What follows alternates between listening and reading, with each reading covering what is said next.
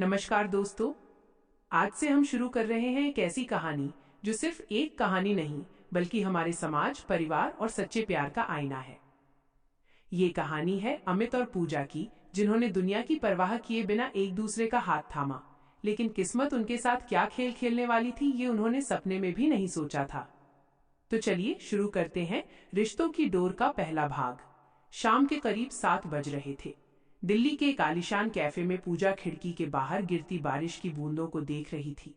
पूजा दिखने में जितनी खूबसूरत थी, उसका दिल भी उतना ही साफ था। वो शहर के बहुत बड़े बिजनेसमैन विजय कपूर की इकलौती बेटी थी। दौलत, शोहरत और ऐशो आराम उसने बचपन से देखा था, लेकिन उसे घमंड छू कर भी नहीं निकला था।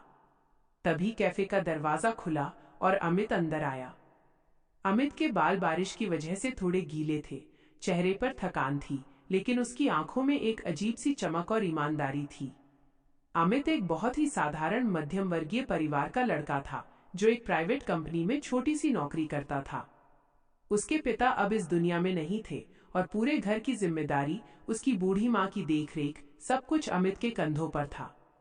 अमित भागते हुए पूजा की टेबल के पास पहुंचा और हांफते हुए बोला, I am sorry Pooja, office में थोड़ा ज्यादा काम था और फिर बाहर बारिश की वजह से ऑटो भी नहीं मिल रहा था। तुम्हें बहुत इंतजार करना पड़ा ना? पूजा ने मुस्कुराते हुए अमित के सामने टिश्यू पेपर रखा और कहा, अमित शांत हो जाओ, पहले बैठो और पानी पियो। मैं जानती हूं कि तुम जानबूझकर लेट नहीं हुए हो।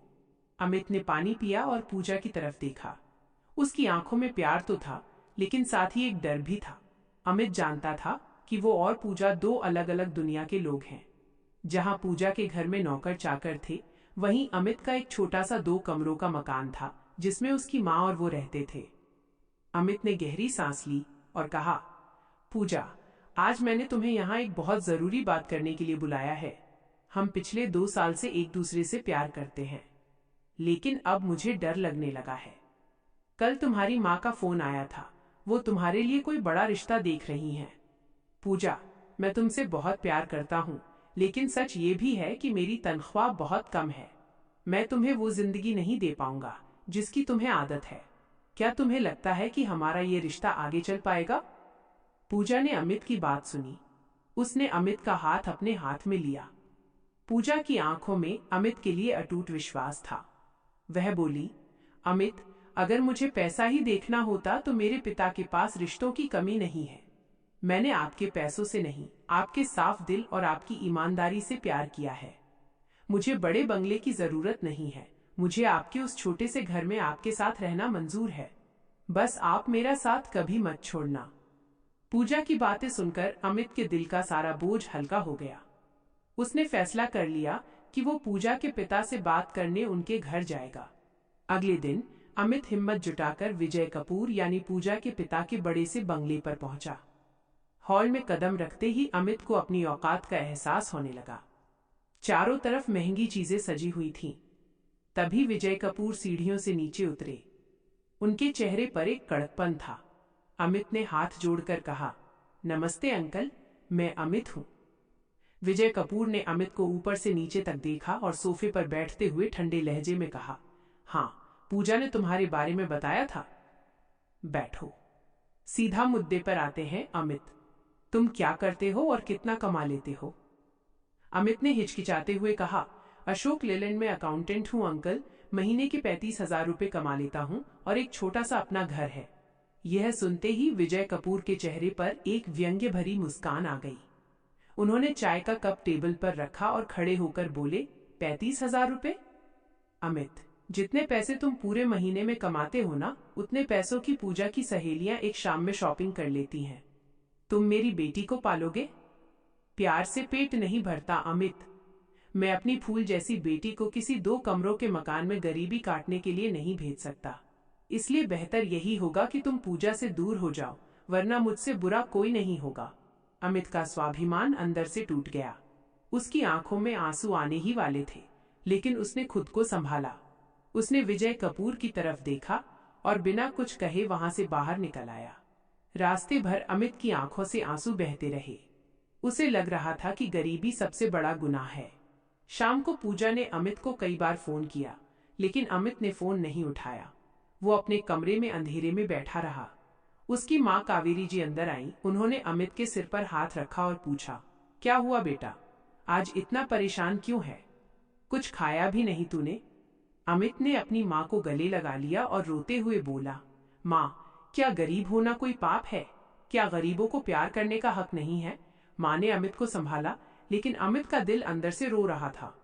उधर पूजा को जब पता चला कि उसके पिता ने अमित की बेइज्जती की है, तो उसने अपने पिता से बगावत कर दी।